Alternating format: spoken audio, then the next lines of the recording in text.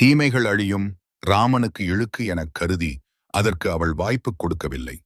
ராமனின் வீரத்துக்கு மாசு கற்பிக்கிறாய் என்றாள். தப்பித்துச் செல்ல நினைப்பதை விட உயிர் விடுவதே மேல் என்பதை ஆட்டிக் காட்டினாள். காவிய நாயகி கடுஞ்சொற்கள் அவனை அடக்கி வைத்தன.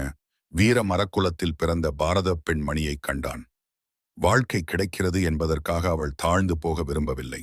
வீர சுதந்திரம் வேண்டி நிற்கும் பேராண்மை அவளிடம் காணப்பட்டது. ராமனிடம் சொல்ல வேண்டிய செய்திகளை கனிந்த மொழிகளால் அனுமனிடம் அவள் சொல்லி அனுப்பினாள். சிறந்த என் மாமியர்க்கு சீதை இறக்கும்போது உங்களை தொழுதாள் என்ற செய்தியை ராமன் என்பால் அருளில்லாத காரணத்தால் மறந்தாலும் நீ சொல்ல மறக்க வேண்டாம். அரசனாய் பிறந்ததால் உரிமை கொண்டு மற்றொரு தாரத்தை அவன் மணக்க நேரிடலாம். அதனை தடுக்க முடியாது என்றாலும் மறுதாரம் மனித இயல்படி குற்றம் என்பதை அவனுக்குச் சாற்று. எழுதாத சட்டம் அவனை தடுத்து நிறுத்தும். அதில் எனக்கு நம்பிக்கை உண்டு. அவன் அதீத ஆடவன் என்பதை என்னால் மறக்க முடியாது. என்னை கரம் பிடித்து மணந்த நாளில் இந்த இப்பிறவியில் இருமாதரை சிந்தையாலும் தொடேன் என்று எனக்கு தந்த வரத்தை எடுத்துச் சொல்லுக என்று கூறி ராமன் ஓர் இலட்சிய புருஷன் என்பதை வற்புறுத்தி அறிவுறுத்தினாள். அரசு இருந்து ஆளவும் வீரசு கோலங்கள் பூண்டு அவனோடு உடன் வீற்றிருக்கவும் யான் கொடுத்து வைக்கவில்லை. விதி என்னை சதி செய்துவிட்டது என்று கழிவிறக்கமாய் உருகி உரைத்தாள். தூதுவன் என்ற எல்லையை மீறித்தான் ஓதிய கருத்தை நினைத்து அனுமன் வருந்தினான்.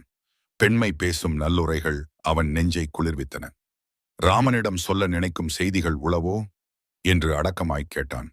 தாரமல்லள் என்று சொல்லி என்னை ஓரம் கட்டலாம். அதற்காக தன் வீரம் காட்டாமல் இருப்பது அவன் ஆண்மைக்கு இழுக்கு என்பதை நினைவுறுத்து என்றாள். வாழ்வதா வீழ்வதா என்பதுதான் என் வாழ்க்கை பிரச்சனை என்றாள். நம்பிக்கை என்னை வாழ வைக்கலாம். அதற்கும் ஓர் வரையறை உண்டு. திங்கள் ஒன்று இங்கு இருப்பேன்.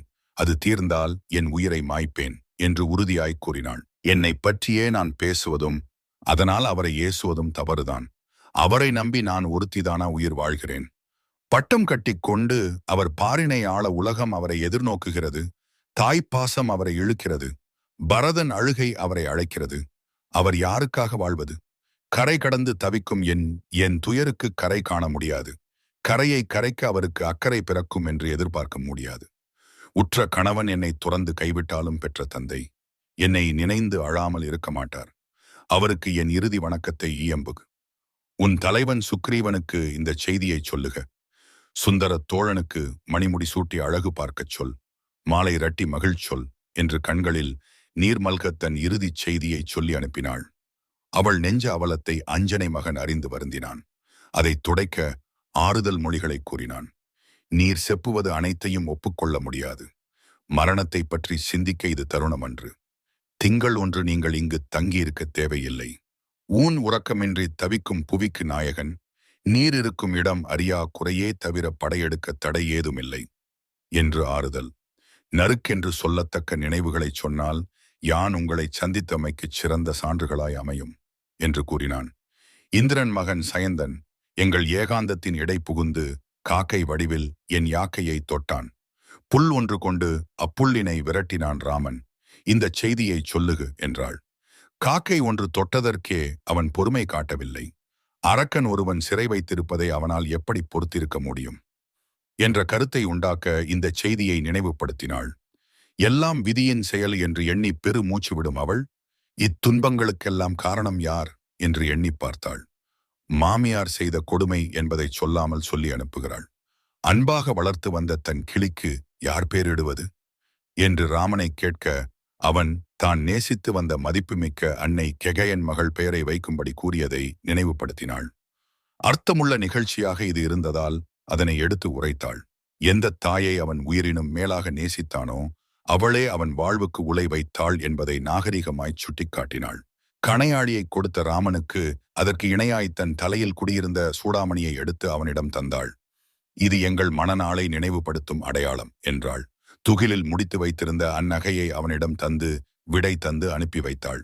அனுமன் சீற்றம் நெருப்போடு விளையாடிய இராவணனுக்கு பாடம் கற்பிக்க விரும்பினான். மானிடர் இருவர் என்று மதித்து இடர் விளைவித்த இராவணன் அவர் தம் ஆற்றலை அறிய வேண்டும் என்று விரும்பினான் அனுமன். சீதை இருந்த சோலை அது அவளுக்கு நிழலை தந்தாலும் அது சிறையாக இருப்பதை வெறுத்தான். அப்பொழிலில் இருந்த மரங்களை வேரோடு பிடுங்கி எறிந்தான். அவற்றை விண்ணில் எரிந்து வீடுகளில் விழச் செய்தான். ஊருக்குள் நுழைந்தான். விண்ணை மூட்டும் மாடங்களை எரியிட்டு கொளுத்தினான். யானை தேரி படைகள் இருந்த கொட்டில்களை எட்டி உதைத்து அழிவு செய்தான். வேள்வி மண்டபங்கள் வேதியர் இல்லாமலேயே நெருப்புகளை கக்கின. யார் இது செய்தது என்ற கேள்விகள் எழும்படி அரக்கர் அழிவுகளை சந்தித்தனர். சீதைக்கு சோகம் விளைவித்த அசோகவனம் எரிதழலுள் வைகியது. அதனை காவல் செய்த பருவத்தேவர் உருக்குலைந்து ஓடினர். சித்திர நகரின் எழில் சிதைந்து போனது. அரக்கர் அழிவு கண்டு ஓலமிட்டனர். இராவணனிடம் சென்று முறையிட்டனர். கிங்கரர் வளைத்தல் செய்தி அறிந்து செல்வக்கோமான் இராவணன் கிங்கரரை அழைத்து அவனை வளைக்குமாறு ஏவினான். தோரன் வாயிலில் இருந்த கணைய மரத்தைக் கொண்டு கிங்கரரை தாக்கினான். அவர்கள் உயிரை போக்கினான். சம்புமாலி என்ற படைவீரன் அனுமனை அணுகினான். அவன் படையுடன் அழிந்து இடம் தெரியாமல் மறைந்தான். பஞ்ச சேனாதிபதியர் என்ற படைத்தலைவர் அவனிடம் மோதி பஞ்சாய் பறந்தனர். இராவணன் இளைய மகன் அக்க குமரன் களம் நோக்கி கால் வைத்தான். அவன் படைகள் அக்கு வேறு ஆணி வேறாய்ச் சிதைந்தன. அனுமன் அவனை காலால் தரையோடு தரையாய் தேய்த்தான். அவனும் வீர மரணம் அடைந்தான். அக்க குமரன் இறந்த செய்தி மண்டோதரியை கையறு நிலைப்பாட வைத்தது. ஒப்பாரி வைத்து அழ வைத்தது. இராவணன் கடுஞ்சினம் கொண்டான். தம்பி இறந்த செய்தி கேட்டு இந்திரசித்து மிக்க சிற்றம் கொண்டான். போர் மேற்சென்றான். அவன் தேர் தரையோடு தரையாயிற்று. படைகள் இழந்து பார்வேந்தன் மகன் தன் கையில் இருந்த மந்திர வலிமை வாய்ந்த பிரமாத்திரந்தை ஏவினான். அதன் மந்திர சக்திக்கு ஆட்பட்டு அனுமன் அடங்கி கட்டுண்டான் என்பதை விட கட்டுப்பட்டான் என்பதே பொருத்தம். அடங்கியவன் போல் நடித்தான். நடிப்பு வெற்றி தந்தது. 4 தெருக்கள் வழியே அவனை இழுத்துச் சென்றனர். அவனை கொல்லாமல் இழுத்து வருக என்று இராவணன் ஆணையிட்டான். இராவணனை அவன் அத்தாணி மண்டபத்தில் நேருக்கு நேர் சந்தித்தான். அனுமன் அவனை காணும் வாய்ப்புக்கு அகமகிழ்ந்தான். அவனை கொல்வதற்கும் வெல்வதற்கும் ராமன் ஒருவனால் தான் முடியும் என்பதை கண்டான். விரைவில் விடுபட்டு ராமனுக்கு செய்தி சொல்ல விரும்பினான். அத்திரத்தை மூரித்துக் கொண்டு வெளிவருவது வேத விதிக்கு முரணாகும். அதனால் பொறுத்திருந்தான். கட்டுண்டோம் காலம் வரும் என்று காத்திருந்தான். தூதுவனாய் வந்த நீ துயர் விளைவிக்கும் அழிவினை ஏன் செய்தாய் என்று இலங்கையர் கோன் கட்டான். கட்டுக்காவல் மிக்க உன்னை சந்திக்க இதுதான் ஊழி எனக் கண்டேன். அரச மரியாதையுடன் உன் ஊர் பெருமக்கள் ஊர்வலம் நடத்தி என்னை உன்னிடம் அழைத்து வந்தனர் என்றான். அவன் ஆணவப் பேச்சை கேட்ட அரசன் அவனை கொல்லுமாறு ஆணையிட்டான். பாரத கதையில் துரியோதனன் அருகில் துச்சாதனன் இருந்தான். வேடிக்கை பார்க்கும் வீரன் கர்ணன் இருந்தான். தடுத்து பேச ஒரு விதுரன் தான் அங்கு இருக்க முடிந்தது. இங்கே வீடணன் விதுரனாய்ச் செயல்பட்டான். மாதரையும் தூதுவரையும் கொல்வது அரச நீதியாகாது என்று சாத்திரம் அறிந்த அவன் நீதியை எடுத்து உரைத்தான். இந்திரசித்து பிரம்மாத்திரத்தால் கட்டுண்டவன் வெட்டுண்பது வேத நெறி ஆகாது. அதனால் வேறு கயிறுகளைக் கொண்டு கட்டுமாறு கட்டளையிட்டான் இராவணன். அவனை கொல்வதை விட அவன் வாளை ஓட்ட நறுக்குவதே தக்கது என்றான். நம் வீரத்தை மாற்றாரிடம் விளம்ப அவனை திரும்ப அனுப்புவதே மேல் என்று விளக்கம் கூறினான். தங்கையை ராமலக்குவர் அங்கபங்கப்படுத்தியத போல இவன் வாளுக்கு நெருப்பு வைப்பதே உகந்ததை என்று கூறினான். மந்திரத்தின் கட்டு அவனை விட்டு நீங்கியது. மாந்தரின் கட்டு அவனை கட்டியது. வீதிதோறும் அவன் இழுத்துச் செல்லப்பட்டான். அப்பொன்னக்கரின் எழிலும் பரப்பும் அவன் காண முடிந்தது. நகரத்தின் நடுப்பகுதியில் அவனை நிற்க வைத்தனர். அவன் வாளுக்கு துணி சுற்றி அதில் நெருப்பு வைத்தனர். சீதைக்கு எச்செய்தி எட்டியது. அவள் அங்கியங்கடவுளை அவனிடம் தணிந்து நடக்குமாறு வேண்டினாள். அவன் அதற்கு பணிந்து அவனுக்கு ஊறு விளைவிக்கவில்லை. அனுமன் ஊருக்கு தீ வைத்தான். இலங்கை பற்றி எரிந்தது. சுட்டது குரங்கு, கெட்டது கடிநகர் என்ற செய்தி எங்கும் பரவியது. பற்றுதிர், அவனை ஏற்றுதிர் என்று இராவணனிட்ட ஏவலால் அவனை வீரர் தொடர்ந்தனர். சீதை தங்கியிருந்த இடத்துக்கு நெருப்பு செல்லவில்லை. கற்பின் பொறுப்பு அவளுக்கு அரணாய் அமைந்தது. அனுமன் குறையின்றிச் சேர வேண்டுமே என்று தெய்வங்களிடம் மூரையிட்டாள். பவழமலையிலிருந்து சென்று மைநாக மலைக்குத் தாவினான். அங்கு அதன் விருந்தினனாய் களைப்பு ஆறினான். அங்கிருந்து மகேந்திர மலைக்குத் தாவினான். செய்தி சொல்லல் அனுமனைக் கண்ட வானர வீரர் உவகை கொண்டனர். ஆரவாரம் செய்து கடல் ஒளியை கரையில் எழுப்பினர். அவன் வாய் திறந்து பேசவில்லை. அவன் தோற்றமே அவன் ஏற்றத்தை உணர்த்தியது. ஞானநாயகன் தேவி கூறினாள் நன்மை என்றான். அதனால் சீதையை அவன் கண்டு வந்ததை அறிந்தனர். அவன் உடல் வடுக்கள் அவன் வீரச் செயல்களை விளம்புகின்றன. வானில் எழுந்த புகை அவன் இலங்கைக்கு தீ மூட்டியதை காட்டுகிறது. சீதை அவனுடன் திரும்பவில்லை. அது பகைவரின் படை வலிமையை காட்டுகிறது என்று வாலி மைந்தன் அங்கதனும் கரடிவேந்தன் சாம்பவனும் உரைத்தனர். கண்டனன் கற்பினுக்கு அணியை கண்களால் தென்திரை அலைகடல் இலங்கை தென்னகர் அண்டர் நாயக இனி தவிர்தி ஐயமும் பண்டுள்ள துயரும் என்று அனுமன் பண்ணினான். அவள் தன் பொறுமையாலும் சீலத்தாலும் தன் கற்பின் திறத்தை நிலைநாட்டிவிட்டாள் என்று கூறினான். அதனால் பிறந்த வீட்டுக்கும் புகுந்த வீட்டுக்கும் பெருமை தேடித் தந்திருக்கிறாள். எனக்கும் அதனால் பெருமை உண்டாகி இருக்கிறது. தன்னை தனிமை செய்த இராவணன் வன்குல ஆர்எஸ்எச் கூற்றுக்குத் தர இருக்கிறாள். வானரர் குலத்தை வாழ்வித்தாள் என்று சொல்லி அவள் இருந்த காட்சியை அனுமன் ராமனிடம் தெரிவித்தான். காவியத்தின் நீதியை தொடக்கூடிய நிலையில் அனுமன் கூற்று அமைந்தது. மண்மகள் தந்த மாமகள், அவள் விண்மகளிரையும் உயர்த்திவிட்டாள் என்றான். பெண்ணினத்துக்கே அவளால் பெருமை சேர்ந்து விட்டது என்று கூறினான். சோகத்தால் ஆய நங்கை கற்பினாள் தொழுதற்கோத்த மாகத்தார் தேவிமாரும் வான்சிறப்பு உற்றார். மற்றை பாகத்தாள் அல்லள் ஈசன் மகுடத்தாள் பதுமத்தாளும் ஆகத்தாள் அல்லள் மாயன் 1000 மோலி மேலாள் என்று கூறினான். கணையாளி கொடுத்ததை பெற்றுக்கொண்டு அவள் உள்ளம் குளிர்ந்ததை எடுத்துக் கூறினான். அவ்வாறே அவள் தந்து அனுப்பிய சூடாமணியை இராமன் கையில் தந்தான். விற்பெரும் தடந்தோள் வீர் வீங்கு நீர் இலங்கை வெற்பில் நற்பெரும் தவத்தள் ஆய நங்கையைக் கண்டேன் அல்லேன். ஈர்ப்பிறப்பு என்பது ஒன்றும் இரும்பொறை என்பது ஒன்றும் கற்பு எனும் பெயரது ஒன்றும் களிநடம் புரியக் கண்டேன் என்றான். ராமன் உள்ளம் பூரித்தான். உவகைக்கு எல்லை இல்லை. அந்த மகிழ்ச்சியில் அவன் ஆழ்ந்து போகாமல் சுக்கிரீவன் செயல்பாட்டுக்கு தூண்டிவிட்டான். ஏனே கேள், தலைவியை நாம் எளிதில் மீட்க முடியும் என்று அறிந்த பின்பும் அடங்கியிருப்பது தக்கது அன்று. போருக்கு புறப்படச் செயல்படுவோம் என்று உரைத்தான். எழுக வெம்படை என்றான். என்னும் அளவில் கடல் போன்ற சேனை தென்திசை நோக்கி புறப்பட்டது.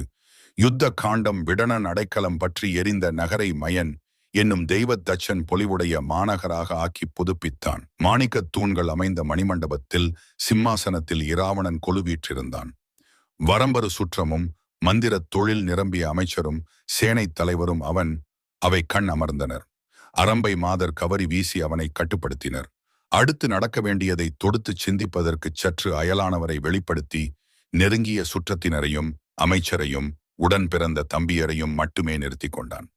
சுட்டது குரங்கு, கெட்டது கடிநகர், பட்டணர் சுற்றமும் நட்பும், கிட்டியது இழிவும் பழியும், அழிவு செய்த அனுமன் சென்ற வழி தெரியாமல் தப்பிவிட்டான். இனி செய்யத்தக்கது யாது என்ற வினாவை எழுப்பினான் இராவணன். கரண் ஸ்ரத்தை இழந்தான். சூர்பனகை செவியையும் மூக்கையும் இழந்தாள். வீரர் மனைவியர் தாலியை இழந்தனர். சித்திர நகர் எழிலை இழந்தது. நாம் மானத்தையும் புகழையும் இழந்தோம் என்று இழப்புகளை அடுக்கிக் கூறினான். மகேந்திரன், துன்முகன், பிசாசன் முதலிய படைத்தலைவர் நாடக வசனம் பேசினர். படையெழுப்பி எதிரிகளை துடைப்பதுதான் செய்யத்தக்கது என்ற கருத்தை சொல்லினர். உடன் பிறந்த தம்பியாகிய கும்பகருணன் மட்டும் அதற்கு உடன்படவில்லை. திடமுடன் தான் கருதியதை எடுத்து உரைத்தான். அடிப்படை தவற்றை எடுத்துக் கூறினான். சீதையை சிறைப்பிடித்தது இராவணன் செய்த தவறு என்றான். ராமனை அடைந்து மன்னிப்பு கேட்பதுதான் பெருமை என்றான். தொட்ட இடத்தில் அவளை கொண்டு விடுவித்தால் அது தூய செயலாகும். அன்றி வீரம் பேசினால் அதனையும் திறம்படச் செய்ய வேண்டும். படையெல்லாம் கூட்டி ஒரு சேரச் சென்று தாக்குதலே நடைமுறைக்கு ஏற்றது என்று கூறினான். வயதால் இளைஞன், வாலிப பருவத்தினன், இராவணன் வீரமகன், இந்திரசித்து மூத்தோர் வார்த்தை களை எதிர்த்து பேசினான். முல்லை களைவதற்கு கைநகம் போதும், கோடரி தேவையில்லை என்றான். தான் ஒருவனே தக்க படை கொண்டு அவர்களை தாக்கி பாடம் கற்பிக்க முடியும் என்றான். அறச்செல்வனாகிய வீடணன் அறிவு நிரம்பிய கருத்துக்களைச் சொல்லினான். சுட்டது கூனுடைய குரங்கு அன்று, மிதிலை வந்த சனகன் மகள் என்றான். சீத்தை கற்பு எரிமலையாகும். நெறி திரம்பியவரை அது ஆரட்டு எரிக்க வல்லது என்று கூறினான். ஆணவத்தால் அறிவு இழந்த இரணியன் எப்படி அழிந்தான்? யாரால் ஒழிந்தான்? பெற்ற மகனே அவனுக்கு பெரும் பகைஞனானான்.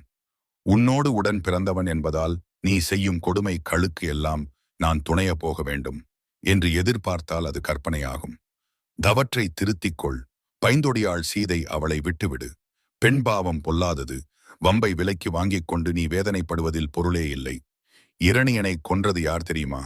பார்க்கடலில் துயிலும் பரமன்தான். அவன் துயில் எழுந்து துயோர் துயர் துடைக்க பிறந்துள்ளான். பகை பெரிது. மானுடரால் நீ சாகப் போகிறாய். நீ கேட்ட வரத்தில் செய்த பிழை இது. மனிதனை மறந்து விட்டாய். மானுடத்தின் வெற்றியை நிலைநாட்ட பிறந்தவன் அவன் என்றான். வீடணன் கூறியது வீண் உரை என்று கருதினான் இராவணன். அரக்கர் குலத்தில் பிறந்த அவன் பெண்ணுக்காக இரக்கம் காட்டுவதை அவனால் தாங்கிக் கொள்ள முடியவில்லை. இனப்பற்று இல்லாத துரோகி, நீ தப்பிப் பிறந்து விட்டாய். இனி நீ தப்பிச் சென்றால்தான் பிழைப்பாய். பிரகலாதர் தோன்றிக் கொண்டே இருக்கின்றனர்.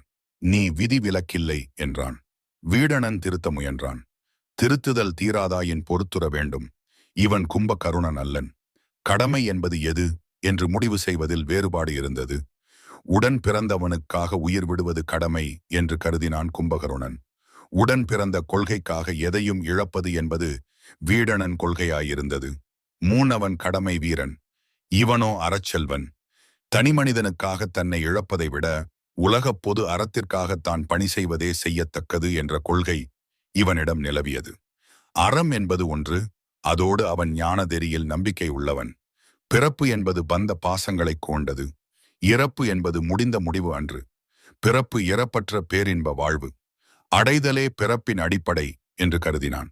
சமயக் கோட்பாடுகள் இவனை பண்படுத்தியிருந்தன. ராமனை அடைந்தால் பிறப்புக்கு விடுதலை கிடைக்கும், பேரின்ப வீடு கிடைக்கும் என்ற நம்பிக்கையும் இவனுக்கு இருந்தது. இந்த 2 காரணங்களால் இவன் இராவணனை விட்டு விலக முடிவு செய்தான். இவனுக்கு நெருங்கிய நேசம் உடைய அமைச்சர்கள் 4வரோடு கலந்து கட்சி மாறுதல் தேவை என்பதை உணர்ந்தான்.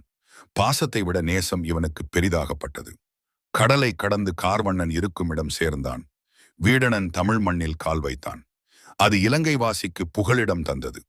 முன்பின் அறியாத மூதல்வனாகிய ராமனை எப்படி சந்திப்பது, எப்படி அறிமுகம் செய்து கொள்வது, ஏற்புடைய கருத்துக்களை எப்படி எடுத்துச் சொல்வது, பகைக்களத்திலிருந்து வந்தவனுக்கு புகலிடம் எப்படி கிடைக்கும்? அஞ்சி அஞ்சி அவனை அணுகினான். குரக்கினத் தலைவர் சிலர் வீடணனை கண்டனர். அவன் தீய எண்ணத்தோடுதான் வந்திருக்க வேண்டும் என்று எண்ணினர். அவனை இழுத்துப் பிடித்து கழுத்தை நெரித்துக் கொல்வதே தக்கது என்று முடிவு செய்தனர். மைந்தன் துமிந்தன் என்னும் பெயருடைய வானரத் தலைவர் வேறுவிதமாய் நினைத்தனர். அங்கு அழகு இலக்கணங்களை அவர்கள் அறிந்தவராய் விளங்கியதால் அவன் அரக்ககுணம் அற்றவன் என்று முடிவு செய்தனர். அறவாழ்க்கையும் நீதியின் பால் நெஞ்சமும் உடையவன். ராவணன் வஞ்ச கத்தை எதிர்த்து வந்திருக்கிறான் என்று நீத் ராமனிடம் உரைத்தனர். இராமன் அவசரப்பட்டு எதையும் முடிவு செய்ய விரும்பவில்லை. அவன் அரச மகன். மற்றவரை பேசவிட்டு தன் இருப்பிடத்தை ஓர் ஆலோசனை மண்டபமாக்கினான். சுறுசுறுப்பாய் சுக்கிரீவன் தன் கருத்தை உரைத்தான். வந்தவன் ஒரு சந்தர்ப்பவாதியாகத்தான் இருக்க வேண்டும். அவனுக்கு அடிப்படையில் நாட்டுப்பற்று இல்லை.